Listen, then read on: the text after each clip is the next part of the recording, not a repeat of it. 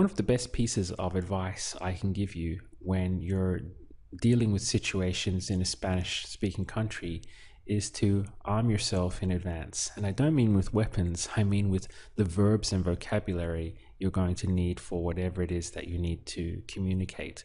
So rather than just walk into the situation blindly, instead it's much better if you prepare in advance so you know more or less what it is you need to say.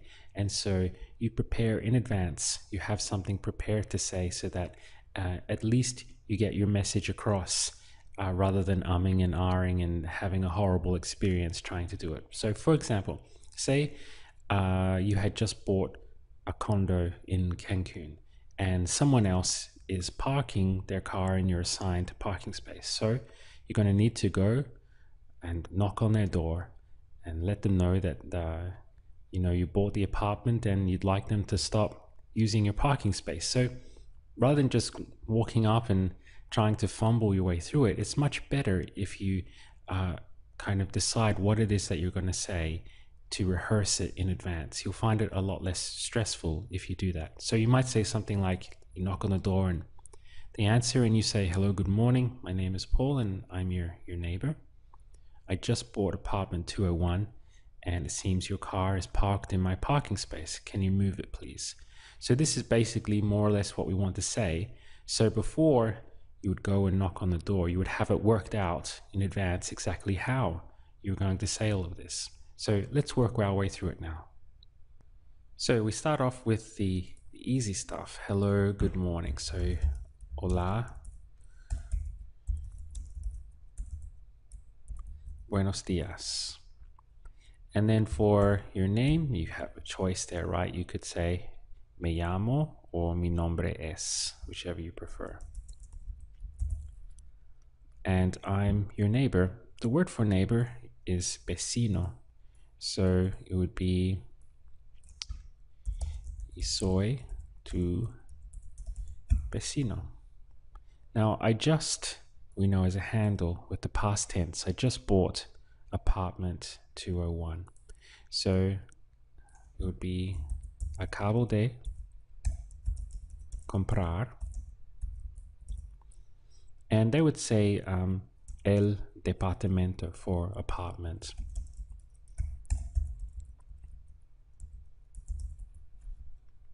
(201), right? You would just say the numbers there. So far we have hola, buenos días. Me llamo Paul y soy tu vecino. Acabo de comprar el departamento 201.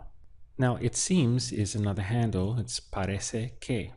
And your car would be tu carro. So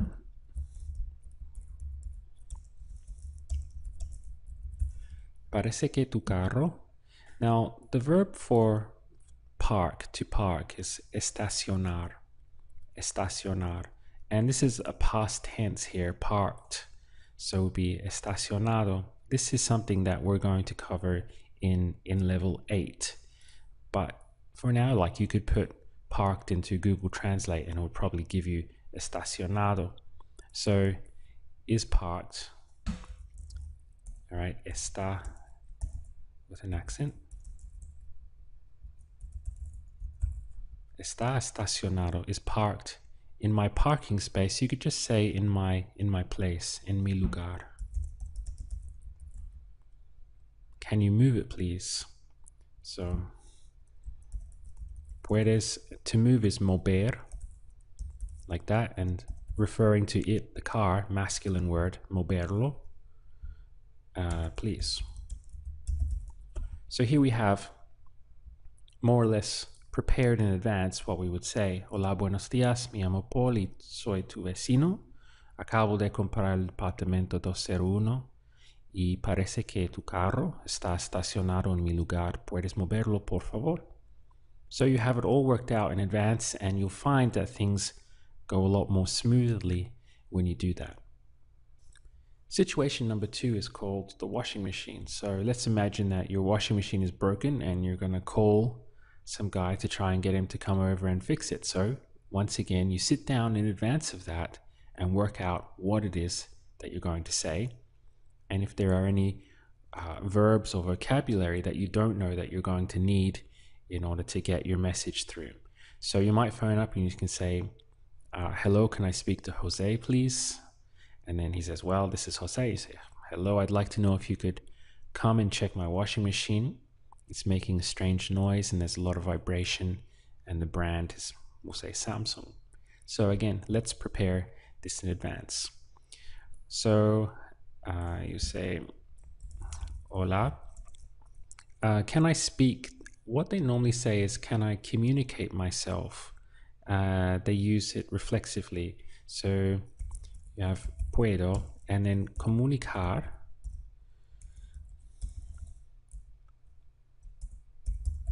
is the verb, comunicar, and then make it reflexive, comunicarme.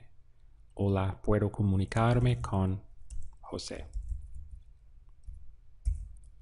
And then he answers, yes, this is Jose. So we continue. Hola, Jose. I'd like to know, this would be me gustaría, right? Because it's a handle. And saber, for to know. If you could come. The verb to come is venir. So if you could come, si puedes venir, and check my washing machine in order, that implies in order to check my washing machine. So, para checar. My washing machine is lavadora. So again, that would be a word that you would look up if you didn't know, lavadora. So checar mi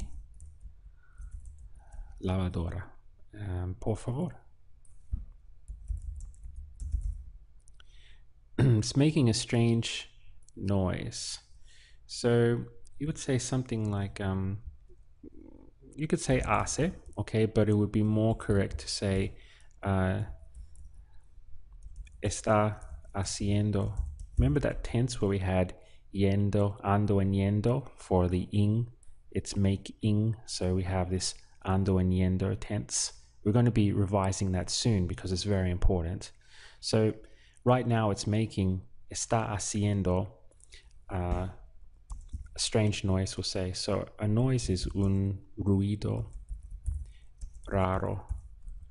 For strange, they use the word like rare, a rare noise, a strange noise, un ruido raro. And there's a lot of vibration. Y hay, we say, mucha vibración. Like that. Remember that all these words, these ION or CION words are feminine, so this is why we put mucha vibración. And the brand is Samsung, would be la marca es Samsung. So there you have prepared in advance, basically more or less what you would say to this guy to communicate that your washing machine is broken and why, and if he can come over. So, hola, puedo comunicarme con Jose. Por favor, if you like. Hola, Jose, me gustaría saber si puedes venir para checar mi lavadora, por favor.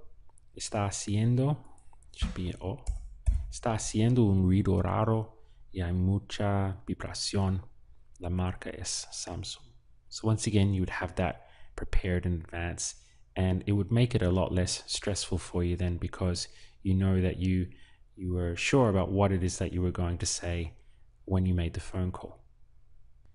Let's look at our third situation now, bank account. So we're going to go into a bank to open an account. And before we go in and sit down, once again, we need to research what it is that we are going to say, and if there are any particular verbs or vocabulary that we're going to need in order to deliver, or to communicate what it is that we want. So we might say something like, hello, I'd like to open an account, please. Can you tell me what I need to bring, and if it's possible for the account to accept both US dollars and pesos, because I'm retired and I want to receive my pension here. So this is what you want to say to him or her behind the desk. But the question is, how are you going to say that? So again, rather than just walking in blindly and fumbling your way through and having an awful experience, it's much better if you prepare in advance to know how to say all of that, more or less. So again, let's go through the translation of this. So hello, start off with hola. And I'd like would be me gustaría, right? Handle. To open, the verb is abrir. And an account would be una cuenta. And end it with por favor.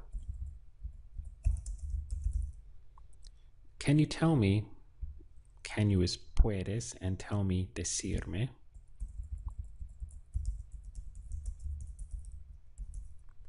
What I need to bring. The verb to bring is traer. Traer. So what I need to bring, que necesito traer. And if it's possible, y si es posible, for the account to accept both US dollars and pesos. It sounds more natural to my ears here to say, and if it's possible that the account accepts both US dollars. Just in Spanish, that sounds a little bit more natural rather than using for. So, y si es posible que, again, we repeat here, la cuenta. To accept, here we have a verb, aceptar. So, acepta. But there's something here that we need to be aware of. We haven't done this yet, but because we're using the word que here, posible que, this is a trigger to use the subjunctive tense in Spanish, which is something we haven't covered yet. It's coming. So this que forces us to change this from acepta to acepte. And it's kind of like a flip of a coin, a switch that you have to perform. And this que is forcing you into doing the subjunctive tense here. I don't want you to worry about it now. It's really just a gap in our Spanish that we need to fill, and we will fill soon. But if you didn't do that and you just said accept that, it would still be, they would hear it as a mistake for sure, but they would still perfectly understand what it is that you were saying. Now for this thing, both US dollars and pesos, the word here is ambos. Ambos. And then for US dollars, they would just say dólares. Like this. And pesos would be y pesos. So far we have, hola, me gustaría abrir una cuenta, por favor. Puedes decirme que necesito traer y si es posible que la cuenta acepte ambos dólares y pesos. Because I'm retired, this is a state, right? A state of being. So this is going to be estoy retirado, or if you're female, retirada. So you have porque estoy retirado or retirada, and I want to receive would be y quiero recibir. My pension here, this is easy, this is just pensión. Just change this for an accent like that. And this is going to be mi. Y quiero recibir mi pensión aquí. So there you have what you're going to say to the teller. Hola, me gustaría abrir una cuenta, por favor. Puedes decirme qué necesito traer y si es posible que la cuenta acepte ambos dólares y pesos, porque estoy retirado y quiero recibir mi pensión aquí. So the point and advice I'm trying to give you in this video is not to just walk into situations blindly and hope for the best. If you have the chance to prepare in advance, do it. Go prepared and arm yourself with the verbs and vocabulary that you'll likely need in order to communicate what it is that you want. And it really does make all the difference, and you'll experience a lot less stress. The other benefit is that it's a wonderful boost for your confidence in Spanish, because you're proving to yourself that you actually can look after yourself, you can get things done. All you need to do is put in that little bit of preparation before you walk into the situation that you need to deal with. Obviously, it's not always possible to do that, but wherever it is possible, you should try to prepare in advance.